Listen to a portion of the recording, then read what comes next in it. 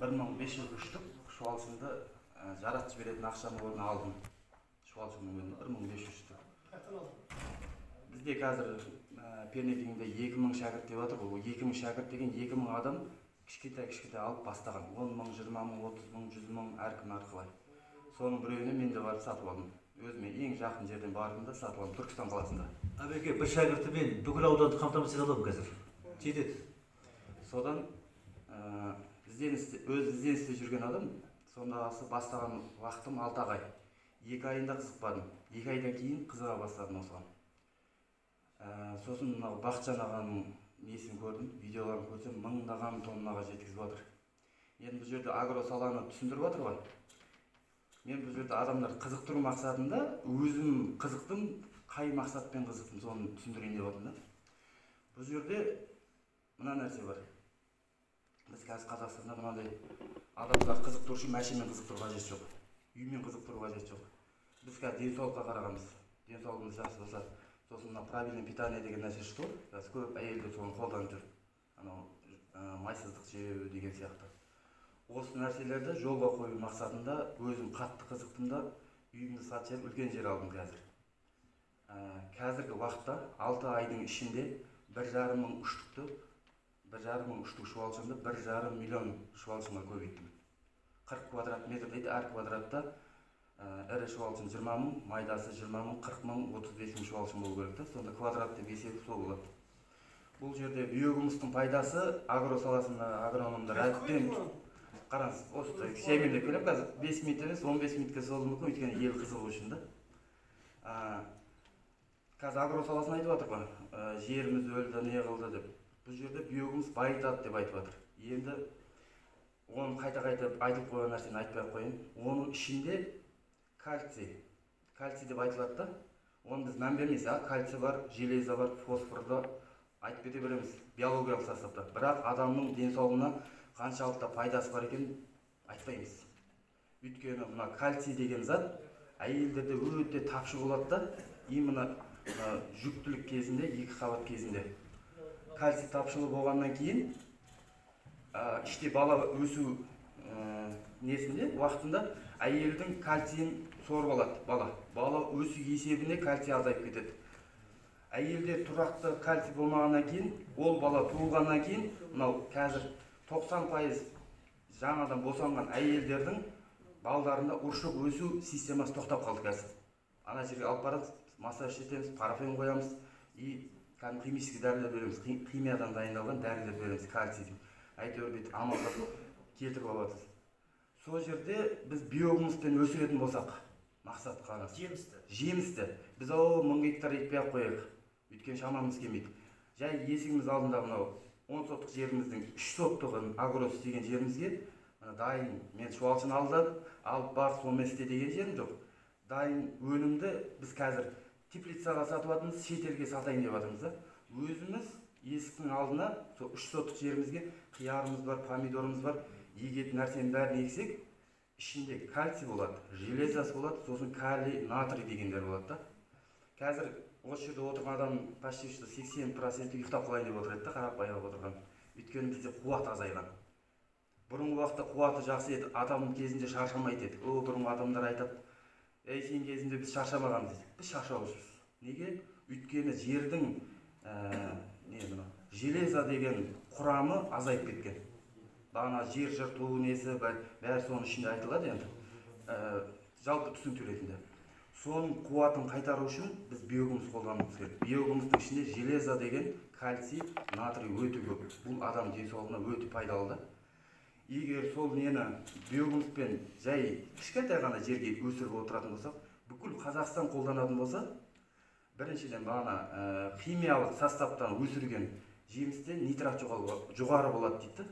Оны адам түсінбейді. Нитрат деген не ол? Бізге виді болса болды болып қалған қазір. Әдемі шірімейтін бір қатты нәрсені әкеліп жесең киіз сияқты да. Бұрынғы уақытта дәміне мән беретін. Дәмі жақсы болуға. Мына биогумуспен өсірген затта дәмі жақсы болады. Жесең жегендей болсын. И плюс бағана азот деген заттар ненің орнына кетеді. Селитраның химиялық составы азот қой. Агро жағында да пайдасы бар, медицина жағынан, біздің денсаулығымыз жағынан да пайдасы бар да. Бұны қазір бәкеңдер айтып жатыр, мемлекеттік деңгейге қояйық, өсірейік деп жатқанда қазір адамдар түсінбей отыр. Мынау Қазақстанның халқына осы биогумусты толыққанды жеткізіп берейік.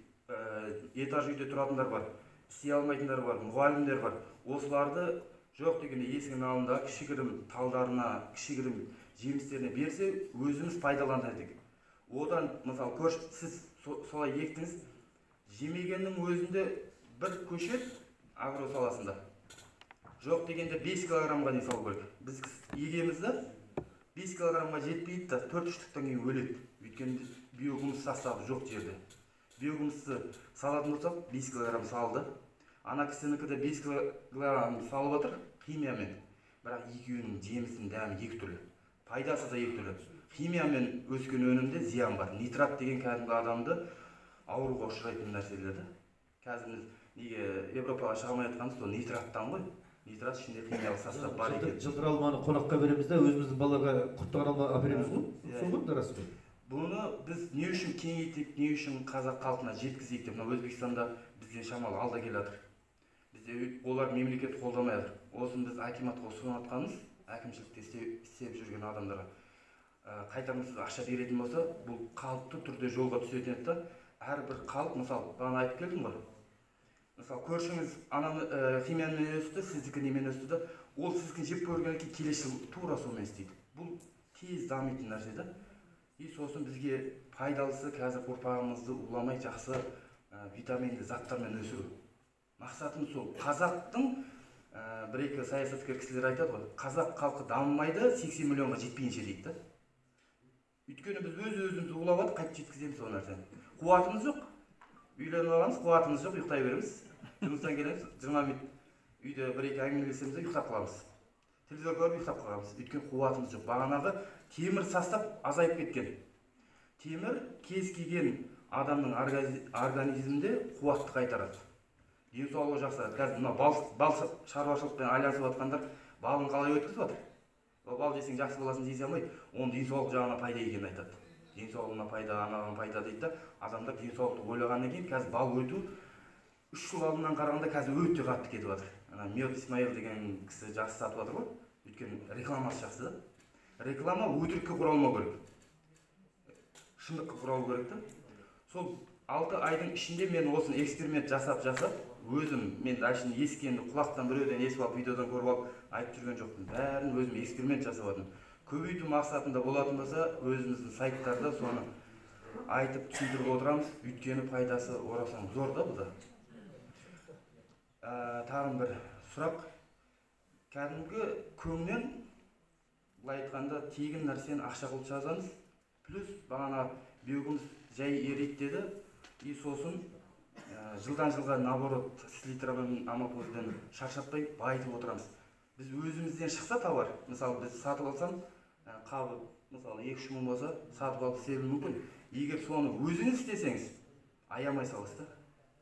Ауылда тұрған ауыздағы ағайындарыңызға барып қаптап беріп кете саласыз. Мына істеп көрші, кейін сатып алатын болады.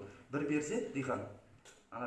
Диханға бір рет берсеңіз, өзі іздеп табады. Бағана бәкең айтып кетті, 15 тонна алған адам 800 тонна сұрап тұр дейді, 30 жылдыққа. Ол көрді, білді. Тіпті Европаға шығу керек екенін білді, шыға алатынына. Бұл агро саласында көп деңгейде жазылады, және денсаулыққа өте пайдалы да. Және Сәкең айтпақшы, қайттан бабалар жасаған сияқты системаны қайтару несіне болады. Бұл жерде биогумуста шөп өспейді, арам шөп өспейді. Өйткені сол системасы бар, арам шөптер өледі. Еккен затсыз өседі да. Именно бағана неге біз шөп екпейміз деді ғой, Сәкең, мал жейтін. Соғанда сүйек биогумусты еккеннен кейін күздің күні беретін болсақ, көктемде жайылымның өзі. Енді сіз өзі шығарып отырсыз. Оны сүйек биогумусын айландыратын цехтардан жасатып, немесе сатып алып құйып жіберетін болса, шөбіміз өзі.